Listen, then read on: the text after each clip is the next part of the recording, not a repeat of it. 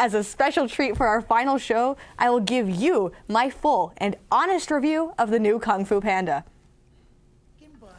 While the previous movies are not necessary to watch to find entertainment in Kung Fu Panda 4, I highly recommend you do watch them, just because they're an enjoyable watch. The plot follows Po, voiced by Jack Black, who is enjoying his title of the Dragon Warrior. However, his mentor, Master Shifu, tells him it's time to pass down the title. The good news is Po is going to become the next spiritual leader of the Valley of Peace, step into the shoes of Oogway. The bad news is he's going to have to find a successor and give up being the Dragon Warrior. Well then, Po decides to go on one last adventure, though, with a new character and thief named Zen. she's a criminal. She definitely spends her life kind of pickpocketing. She has a wry sense of humor, so I enjoy that about her.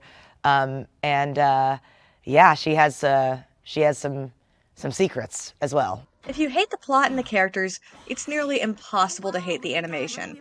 There was clearly so much love and passion put into it, and the choreography for the fight scenes are beautiful.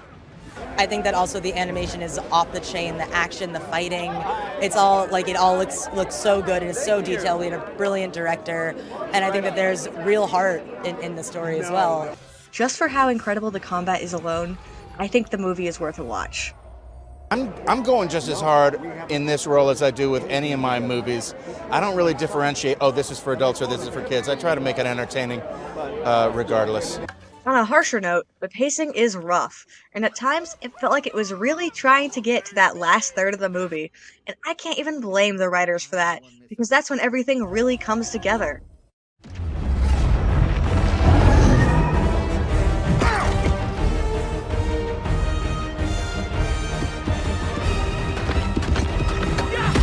The setting and lighting feel perfect at that point, and if you ignore the bumps with the pacing, Poe's and Zen's characters really form an interesting dynamic where it's easy to sympathize with both of them.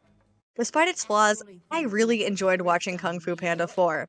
It felt like a natural conclusion to the series, and I wouldn't complain too much if I had to watch it again.